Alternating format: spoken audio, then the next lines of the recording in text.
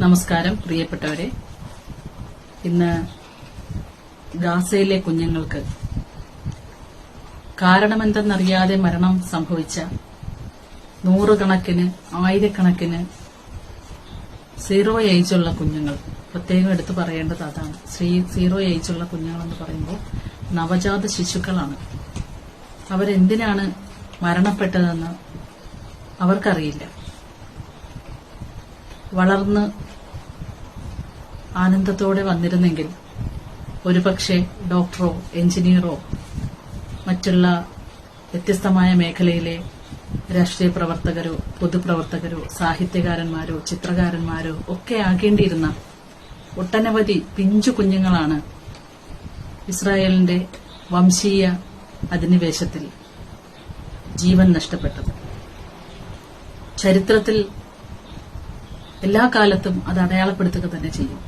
ലോകരാജ്യങ്ങളെ ഞെട്ടിച്ചിട്ടുള്ള ഈ ഒരു കൊടും ക്രൂരകൃത്യം, അതിന് ഒരു തരത്തിലും മാപ്പില്ല എന്നുള്ളതാണ് നമ്മൾ ഓരോരുത്തരും ഓരോ ദിവസങ്ങളിലും ഓർത്തും പറഞ്ഞും പേരുകൾ വായിച്ചും ഐക്യപ്പെട്ടും മുന്നോട്ടു പോകുന്നത്. ഇന്ന് മാനവീയത്തിൽ നടന്ന ഈ പരിപാടിയിൽ എനിക്ക് പങ്കെടുക്കണമെന്നുണ്ടായിരുന്നു. പക്ഷേ നിർഭാഗ്യവശാൽ ചില അസൌകര്യങ്ങൾ കാരണം പങ്കെടുക്കാൻ കഴിഞ്ഞില്ല. വല്ലാത്ത വിഷമമുണ്ട്.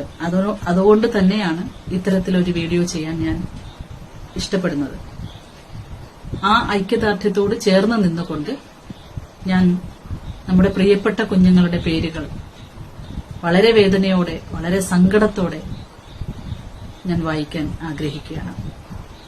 അനസ് അബ്ദുള്ള ബാ അൽദീൻ, സോഫിഫം ദാൻ, Selin Ihab Alman, Muhammad Mazin Abdullah അൽസൻ, അബ്ദുൽ അൽസമദ് മഹിർ മൊഹസിർ, ജോർജ് സോഫിയോ അൽസോറി, Osama Muhammad Hamda, Ilaf Karim Abdullah Al Awani, Masa Jalal Moin, Anas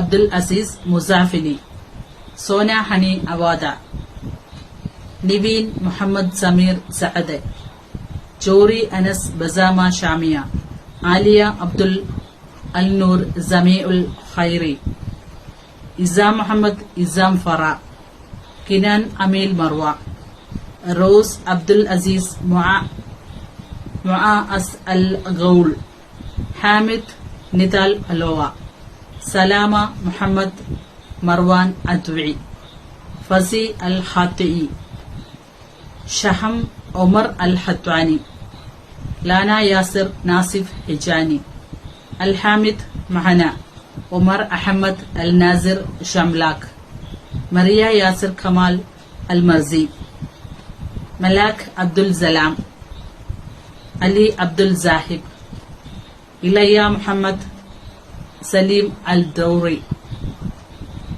Ramees റജബ് ഖാലിദ്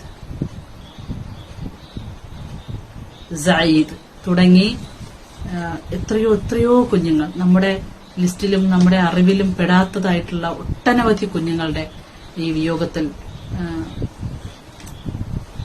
എന്താ പറയുന്നറിയില്ല. എങ്കിൽ പോലും ആ കുഞ്ഞുങ്ങളെ ഓർത്തുകൊണ്ട് അവർക്ക് അവരുടെ വംശീയ ഇല്ലായ്മയിൽ അവരെ ഇല്ലാതാക്കിയ മനുഷ്യരോട് എങ്ങനെയാണ് കാലം കണക്ക് ചോദിക്കുക എന്ന് നമുക്കറിയില്ല. എങ്കിൽ പോലും ഏറെ ദുഃഖത്തോടെ ഏറെ സങ്കടത്തോടെ ഗസയ്ക്ക് ഐക്യദാർഢ്യം അറിയിക്കുകയാണ്. നന്ദി.